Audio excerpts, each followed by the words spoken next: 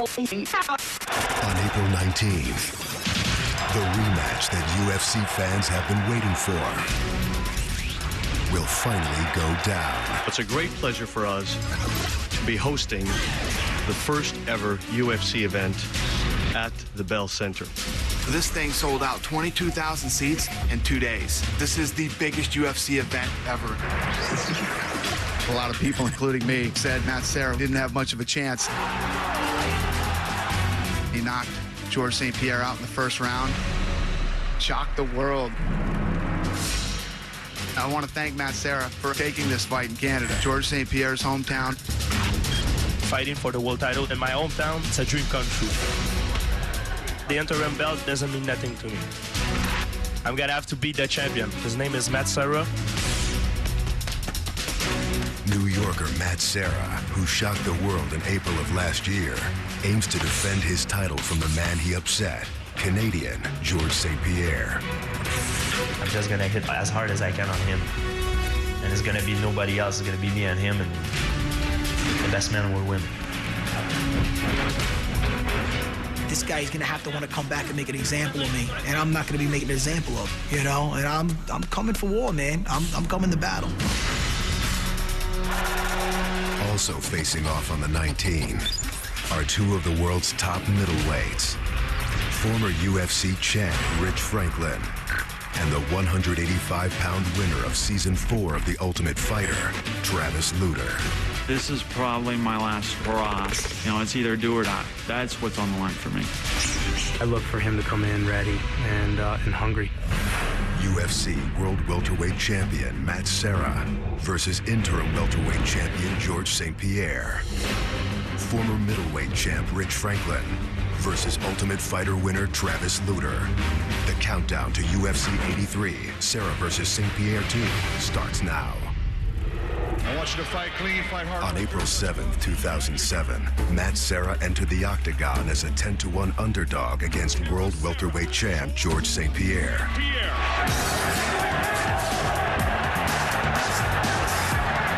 But Serra left with the belt. You heard him again! He got him again! St-Pierre is buckled! Serra is going for the finish! After the first shot, I couldn't stand straight on my feet. Serra buckles St-Pierre! Oh, St-Pierre down again! Serra is trying to upset St-Pierre! To have been beaten like that was just crazy. He didn't expect something like that to happen to him. After the fight, George was great, you know, he was respectful, he was a gentleman. I believe we both were.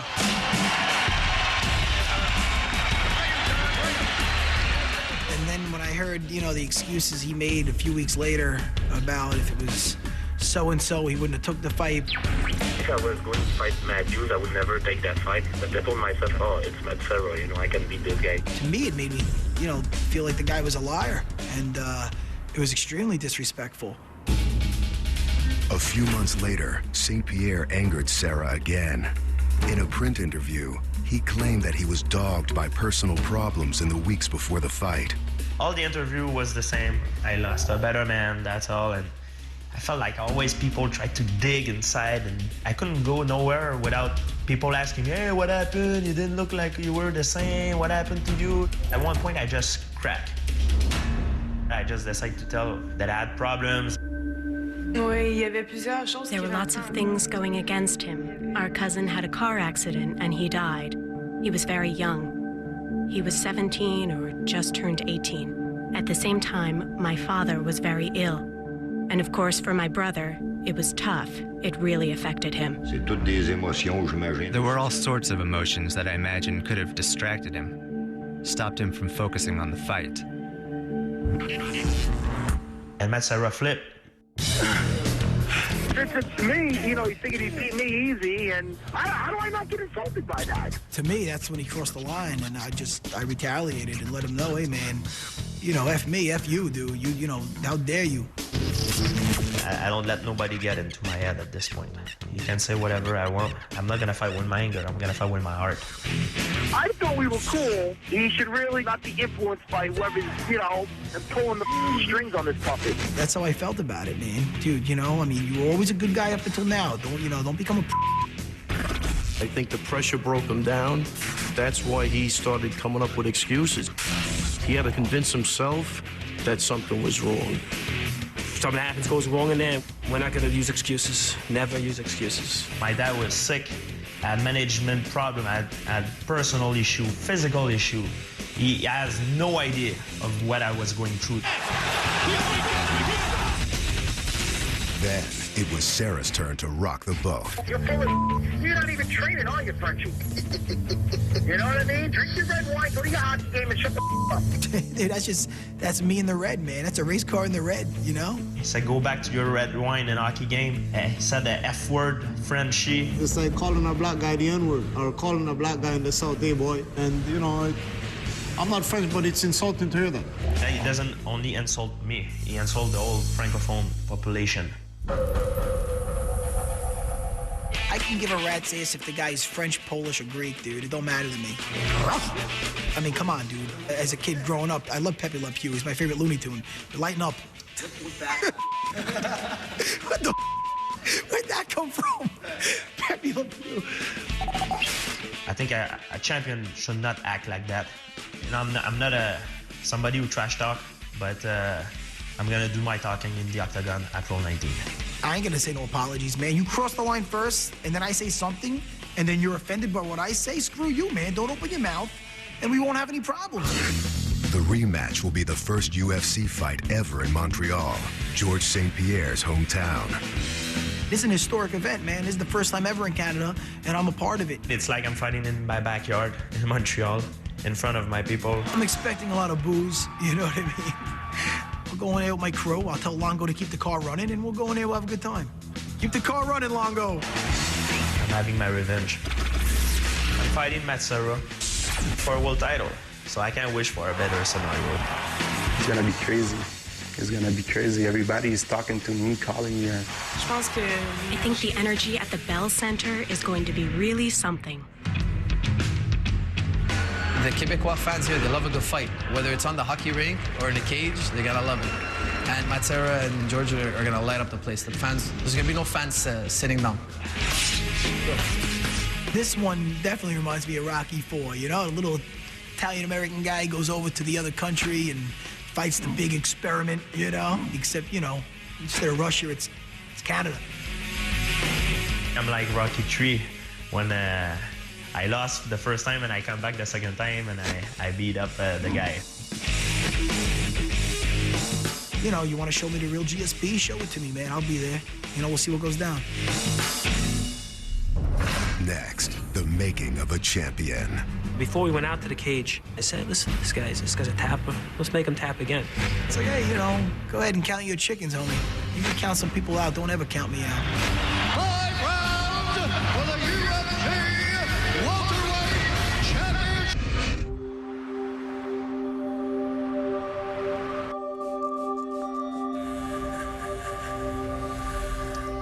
So you didn't get a ticket in time for Canada, huh? Sold out in 20 minutes. I think it sold out in less than that. Rennie, man, you do a good job. I'm still ugly, but listen, we all can't look like George St-Pierre, you know what I mean? In the month after shocking the world and winning the welterweight title, Serra purchased a new home and got married. No, you're supposed to do it with hot water. You gotta give me all the ins and outs. Do I look like Chef Boyardee to you? I met Matt because my sister was dating his brother, and then after a month that they were together, they set us up. Oh man, this is cheesy, but you know, there you go. I was on my knee and I broke out the diamond and booyah. Next thing you know, I'm engaged. Besides being a beautiful girl, she's like the nicest person I ever met. All right, that's about as much as I could help. Now I'm just gonna get in the way. Oofa! He makes me laugh every day, and I think that's the best part of our relationship. We have a good time together. You want some grub? Hey, family is the #1 thing for me. Me and my brothers and my parents, we're all super tight. And that's just everything to me, you know? And everything else is a distant second. I grew up middle class, you know, my father was a New York City police officer. He was a lifelong martial artist, so he just instilled that in me. I didn't do any little league. I wasn't really into any sports. I just did the martial arts at a young age. Our father always, since we were able to walk, he was teaching us from weightlifting to boxing to kung fu. He was always teaching us something. This is my old high school right here. East Meadow High School. Graduated. Yes, I did. And coming up on your right across the street, is the Nassau County Jail. The principal used to point across the street and go, "Look, Mr. Serra, that's where your fists are gonna land you. See that thing with the barbed wire around it? Yeah, the county jail." I hope he has Spike Television.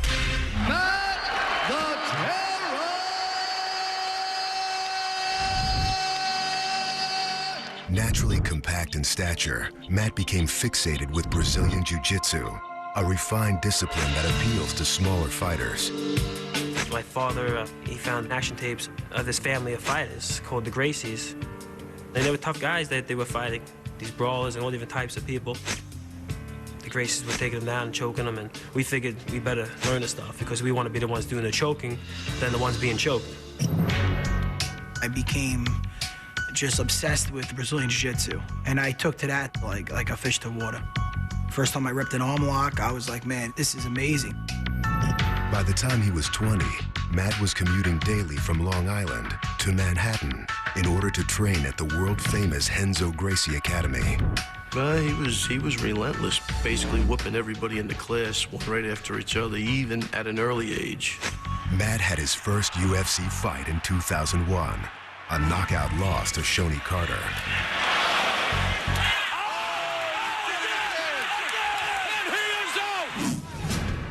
Losses to B.J. Penn, Dean Thomas, and Caro Parisian seemed to relegate him to journeyman status. But an invitation to participate in the Ultimate Fighters Season 4, The Comeback on Spike, changed everything. They've all had their shot at the big show, but they've struggled to make their mark in the UFC. It ended up working better than I could ever imagine. Tonight, only one will walk out as our welterweight winner. Will it be Chris Lytle or Matt the Terra Serra? Matt surprised the experts and advanced to the welterweight final.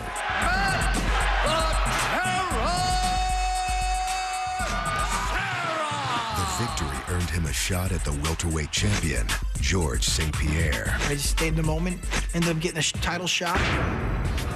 Yeah, and then the main fight, of course, St-Pierre against Serra. I cannot think of a bigger overhyped mismatch than this. I mean, let's call it what it is.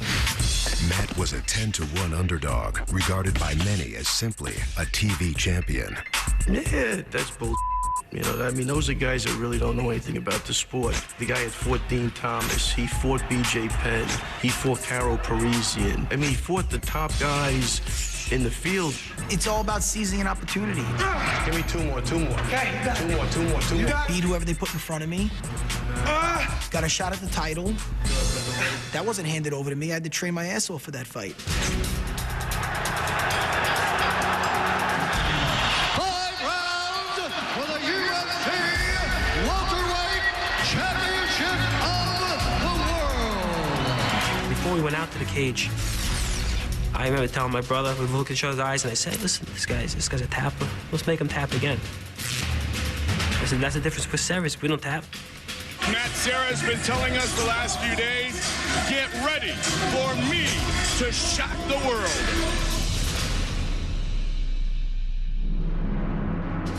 You can count some people out. Don't ever count me out.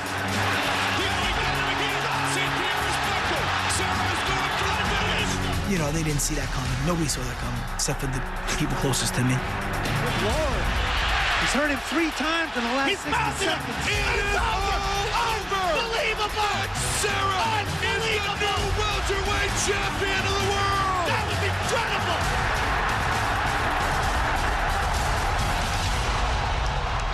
You know, even being champion, it's like a kid that playing Little League, and next thing you know, he's on the Yankees.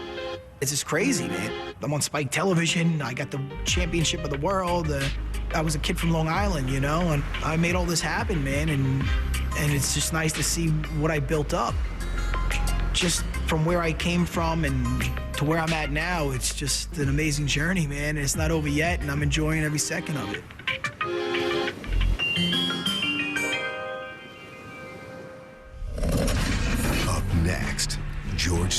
St-Pierre's shocking fall from grace. The next title shot is not a given. You have to actually go out there and you have to win it again. You know, in life, it takes you a lot of time to go up, but to go down, you can go down very quickly. Far from the New York hustle that marked Matt Serra's childhood, George St-Pierre grew up in a sparsely populated section of Canada's Quebec province. St-Pierre is on the south shore of Montreal. It used to be like 3,000 people who lives there. Now there is maybe 4,000. There's nothing much to do, you know. Most of people who work, they work for farmers. There's nothing, is farms and fields. I grew up with a lot of obstacles, a lot of problems everywhere. There was tension at home. Our father had alcohol problems. It was sometimes difficult. I was somebody who didn't have a lot of friends. When I had trouble with other kids who was older than me, I was pretty much by myself. One time I was pretty young and they beat me up. I tried to defend as much as I could, but I didn't get the better of it. And they banged my head against a corner of a metal table. So I went to the hospital, have stitches. Tired of being the victim, George turned to martial arts. The first person to teach me martial art is actually my dad. My dad is a former black belt in Kyokushin Karate. George was about 7 years old, and he watched wrestling with his father. At the time, there were a lot of plastic Hulk Hogan figurines.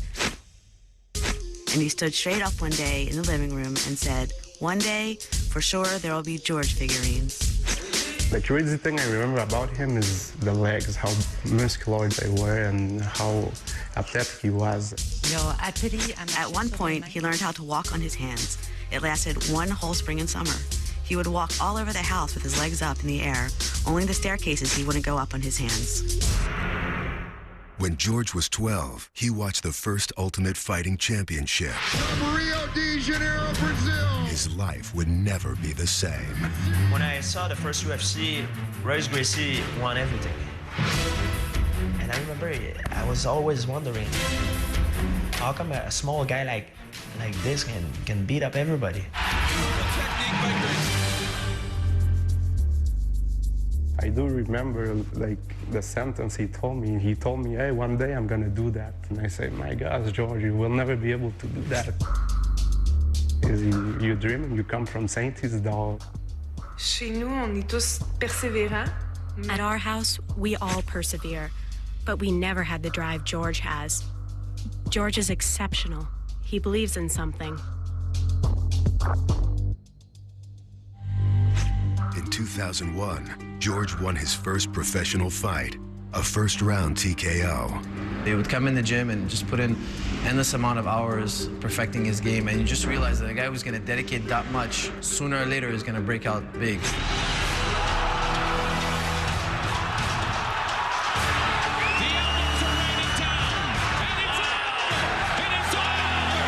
George won his first 7 fights, earning a title shot against welterweight champ Matt Hughes. Matt Hughes with a submission, and it's all over! It's all over! Matt Hughes with a submission victory! Matt Hughes is once again the welterweight champion! After the loss, George ripped off 5 consecutive victories, including impressive wins over Frank Trigg, Sean Shirk, and BJ Penn. In November of 2006, he got another shot at Matt Hughes in the welterweight title. This time, he was ready.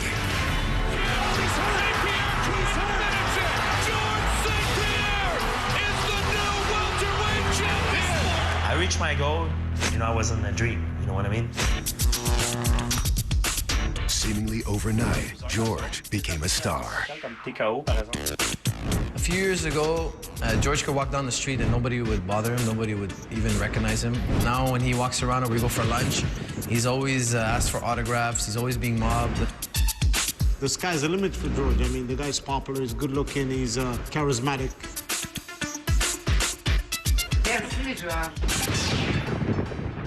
But George, only 25, was ill-prepared to handle the spotlight. More nights in the clubs meant less days in the gym. It happened really fast, everything, you know. In 4 years, he was from almost nothing to a big star. George had family problems as well. A car accident took the life of a close cousin, and his father was diagnosed with a brain ailment. When I won that championship, my lifestyle changed. You know, in life, it takes you a lot of time to go up, but to go down, you can go down very quickly. Just 5 months after winning the belt, in his first title defense, George was knocked out by 10-1 underdog Matt Serra. When I lost my title, it was my worst nightmare. Man, I have to accept it. He knew that he has to do changes in his life. So he changed a circle of some friends, he changed trainers. George hired a new strength and conditioning coach, a new Muay Thai trainer, and a boxing instructor. And he rededicated himself to the gym.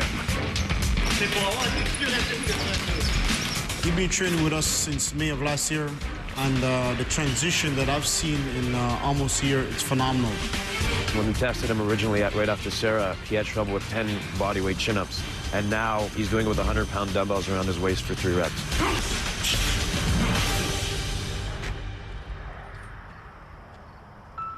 George worked to get his personal life in order as well, searching for medical help for his ailing father. My brother found a doctor for my father, and he took him to a specialist, and he found the cause of his illness. They gave him lots of pills to take. Now all is much better. In addition, there is one who came to the house, and he really did a lot of good. And I'm not the same guy that I was 6 months ago. And I think that did a lot of good for George as well, and things fell back into place. In December, Matt Serra was scheduled to defend his title against Matt Hughes, but a back injury forced Serra to pull out. George seized the opportunity, stepping in to replace Serra on only 30 days' notice. George St-Pierre steps up on short notice, not just to step into a fight, but to take on the greatest welterweight of all time. Matt Hughes is really getting overwhelmed in this fight. Look at this slam that he's doing. Total domination by George St-Pierre. And it's all over! Is GSP back? You better believe he is.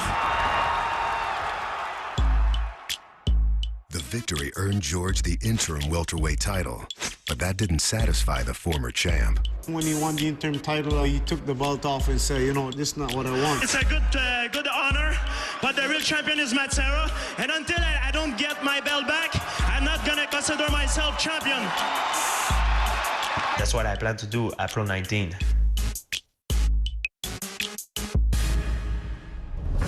Up next, Rich Franklin and Travis Lutter will meet in the octagon on April 19.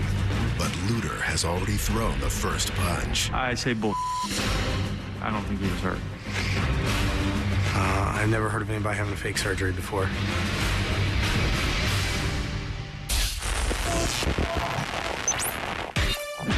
Before Matt Serra and George St-Pierre enter the octagon, 2 of the world's top middleweights will face off in a battle best described in a single word: redemption.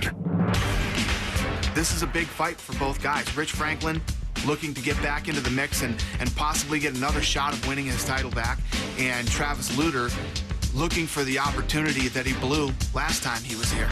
Lutter and Franklin are both coming off losses to Anderson Silva, considered the best pound-for-pound fighter in the world. Anderson Silva comes in to destroy you. This guy is the best fighter in the world right now. For Franklin, it was his second discouraging defeat at the hands of the Brazilian. I got clipped with that punch with 10 seconds left in the round.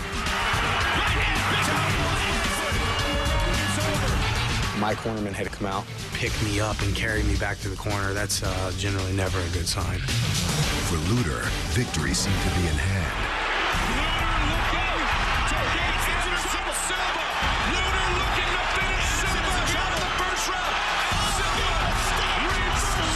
Until Silva pulled a stunning reversal. Travis Lutter's got to be kicking himself here. Anderson Silva will never, ever, ever beat me again. They can bring out Anderson Silva's clone 100 years from now. If I'm still alive, I'm breathing. Anderson Silva's clone is not going to kick my ass. That's a kick, triangle choke. Steps a left in triangle. Can he get Luter? Travis Luter tapped, and Silva is victorious. I'm not saying that I'll never lose again. I'm saying I'm never going to lose to Anderson Silva again, period. Franklin and Luter were originally scheduled to fight last December, but Franklin pulled out, citing a knee injury. Luter didn't buy it. I call bull. I call bull on that whole deal.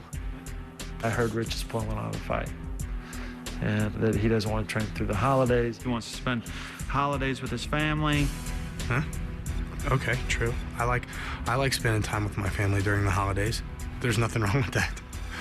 And then the original report was that we wouldn't be able to fight till June. So if he had surgery, he's a very fast healer. Yeah, I say bull. I don't think he was hurt. I had surgery on my knee January 3rd. I had some meniscus trimmed and a little bit of scar tissue removed and stuff like that. It was just a several-week recovery.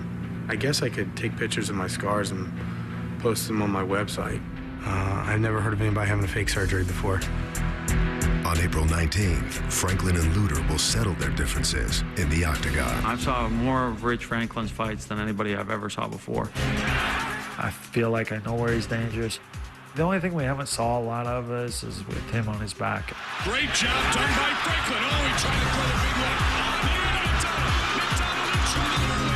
It's not going to be a big surprise to anybody that I'll try to keep the fight standing up and that he's going to want to take the fight to the ground. It's more than likely going to be striker versus grappler. And a sweet, beautiful sweep by Travis.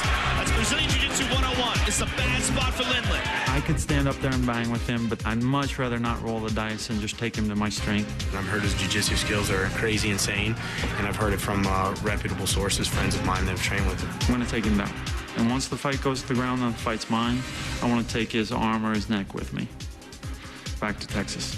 There's no such thing as another notch on the board until you've already won the fight. You know, you step in the octagon and you're here to compete. I'm here to compete, he's here to compete, and I'm sure we'll put on a good show.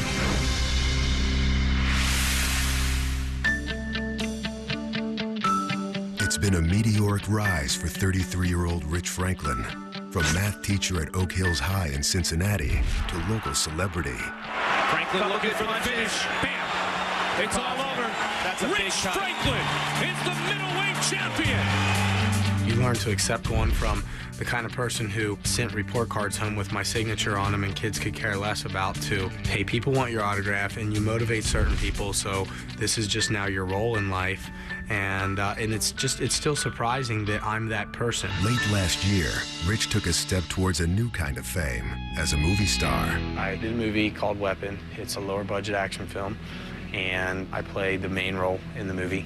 Rich plays a bioengineered soldier opposite former Beverly Hills 90210 star Tiffany Amber Thiessen. I was joking around with my friends about having some love scenes prior to doing the movie, and I realized on the first day when I got there that I was almost too nervous to even look her in the eye, that if I actually had to kiss her or something like that, forget about it. While Rich has gained some new experiences in the last year, he also suffered a devastating loss. His father, Rich Sr., passed away on January 8th. My dad was 56. He had a massive heart attack, and fairly young guy. The last time I actually saw him was New Year's Day, and then I left to fly to Vegas for a knee surgery. It's a difficult thing to deal with, but yeah, I mean, my father and I, we were very close, so it's you know, something you deal with on a daily basis. I can only imagine how hard it's been for him, because I was really close to his dad as well. We're family. You know, he called me son. I called him dad. He always called me before the fight, saying, you know, you take care of my son. And he always called Rich before my fight to say, you take care of George. And he was always there for us. And it was very unexpected. It hurt me tremendously. And I can only imagine how it hurt Rich emotionally. At first, it was really tough. And the little things is, that's what gets you. And the more time you have to sit around to think about it, the worse that it is. I know he's in a better place and things are better for him now. It doesn't help a person from being greedy, you know, and I'm like, well, I don't care if he's in a better place. I want to spend time with him. And yeah, I do. I feel like I'm kind of cheated out of some time that I get to spend with my dad. Next, Travis Lutter gets the chance of a lifetime and blows it. He knew for a long time what he had to weigh, and it's very upsetting. In the biggest stage of my career, I missed weight. This is a chance to prove himself once again. While Rich Franklin enjoys life as a big fish in the small pond of Cincinnati, Travis Lutter prefers to swim alone. Travis is a very soft-spoken person. Travis typically doesn't have a lot to say to people he isn't very familiar with. He's kind of intimidating because he doesn't talk a lot. He reads about as much as anybody I know, so he's very analytical, always wants to know what's going on. I'm from Gan Valley, South Dakota. Population 16 people, 16, 20 people, depending on the day. It's a desolate place to grow up. Travis wrestled at Northern State University in Aberdeen, South Dakota. When he was 21, he moved down to Fort Worth, Texas. Not long after arriving in Fort Worth, he met his future wife, Dina. I am a massage therapist, and he's one of another friend's clients, and he came in, so we just kind of conversed from then on. I kept going to her after that, and eventually I asked her out, and I guess the rest is history. The couple had a son, Jordan. To support his family, Travis opened a jiu-jitsu school and tried to make money in MMA, with little success. I had 2 fights in 1998 and didn't fight again until like 2002 or 3. I was, not getting paid enough to get hit in the head. I think I was making about $100 a fight. Then, suddenly, the sport took off, and Travis took off with it.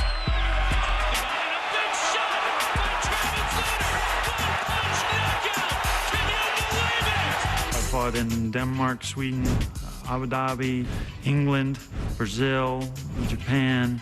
Gotten to travel and see a little bit of the world. But the constant travel and the dedication necessary to compete at an elite level placed strains on Travis and Dina's marriage. For me, I'm never really happy. Win, I was supposed to win. I tried really, really hard to win. What's next? I lose, that takes a while to get over. I like to get out of town. I usually come home and then I disappear for a week. And that's always hard on your relationships with everybody. Eventually, Dina presented Travis with an ultimatum. No more fighting. You can still do jiu-jitsu, you can still do submission wrestling, and I said goodbye. It was a factor in the divorce. Travis's spirits were lifted when he was invited to be a contestant on Season 4 of The Ultimate Fighter on Spike. Lutter looks for the early takedown already. Right armbar coming up. Big trouble for Colton. And it is over. Travis Lutter is the Ultimate Fighter. He took full advantage, submitting Patrick Cote in the middleweight final and earning a title shot against the imposing Anderson Silva. He may just be the all-around best striker in the UFC, but I'm going to take him down. It was the opportunity of a lifetime. Pay-per-view in Las Vegas, the world title, fortune and fame on the other end, and he blew it.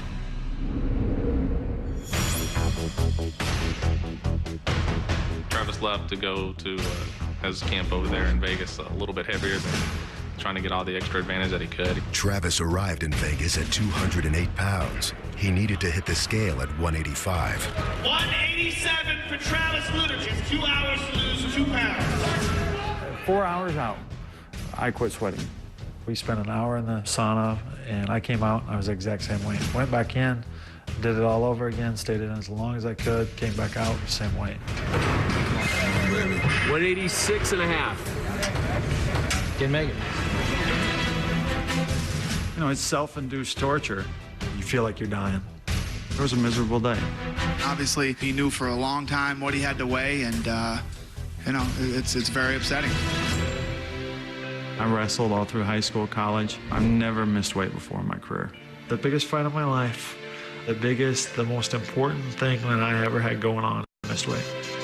Travis still fought Silva, but it was a non-title fight, and he was submitted in the second round. He tried so hard to cut that weight, he gassed out in the fight. Nobody regrets it more than he does, and he knows what happened. He's made weight 1,000 times and missed it once.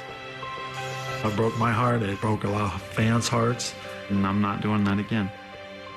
It's a hard roller coaster ride to go through. And you're riding the wave up, and then to fall that far, that quickly sucks. That was the first time I experienced hate mail. I was pulling for a second-round KO. Now I want to see a first-round massacre. What a stupid ass you are. You're nothing but a joke now. You should be docked all your fight money and still have to get the living beat out of you for that move.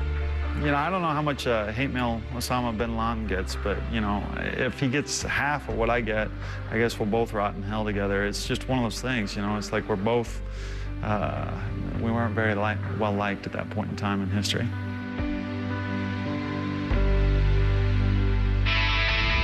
Travis has won back one fan. He and Dina have reunited. Together, they are raising Jordan, who is now 8. I've come full circle and accepted that that's what he loves to do. So, you know, when you accept and support somebody, it's all the more better. His family back intact, Travis has set his sights on another goal, restoring his dignity. Something he hopes to achieve April 19th against Rich Franklin. This is a chance to prove himself once again. He's going to win back so many fans on April 19th.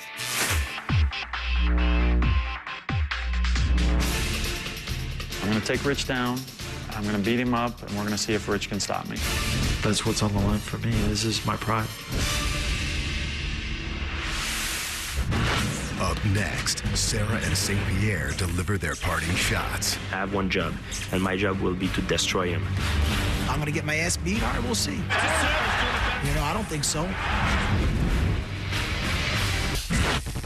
A 10-1 favorite in his first fight with Matt Serra, George St-Pierre enters the octagon at 4.5-1 in the rematch. I have one job, and my job will be to destroy him. And I don't care after this fight, if you want to have a revenge, I'll fight him 10 times in a row, and it's going to be the same exact result. I love it when the people doubt me. The critics don't mean anything to me, man, because I'm the guy in there. I'm going to get my ass beat? All right, we'll see. You know, I don't think so. A year ago, Serra shocked everyone with his punching power. But this time, he won't have the element of surprise. Now he knows I could be a threat standing up. And that's going to be very interesting. Does he want to take me down now? That's great, man, because I got a lot of stuff in my arsenal that I'm dying to show.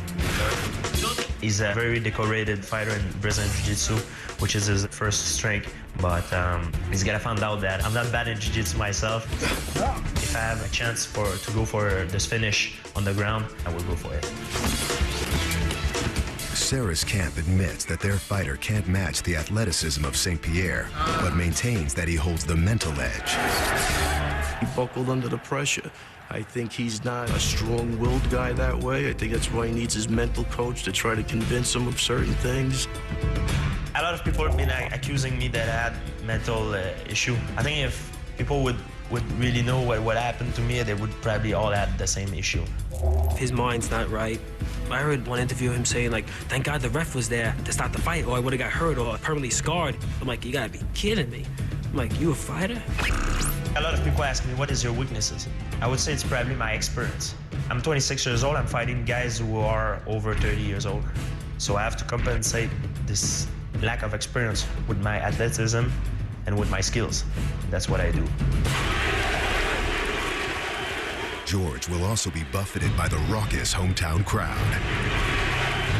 I think it's going to be a little bit more intimidating for our opponent who comes in here on our hometown this time. And he's surrounded by the Frenchies, and he's going to see what they're like. It's a different world up here. They want to pack the bus on him to see this guy. You know, it's really a homecoming. Montreal is going to work to our advantage because I think the pressure will be so great on GSP that he has some sort of mental breakdown. He's going to get knocked out again. I'm not the guy to tap last time. I'm not the guy to say uncle, you know? I'm not the guy to get beat down when I shouldn't have got beaten down. Yeah, I've said if I see him in the street, this time there would be no referee to stop me and stuff like that. I don't accept those things. Yeah, I've always been nice to everybody. When you say stuff like that, you know you have to pay for it. If he needs to look at me like a bad guy, you do what you got to do, man, to get yourself psyched up for the fight. I'm fine with it, man. He's the villain in my movie. You know what I'm saying? If you think I'm the same fighter that he fought last time, he's totally wrong. And he's gonna find out himself the night of the fight. I'm gonna do everything in my power just to bring hell. The only thing better than shocking the world once is shocking it twice.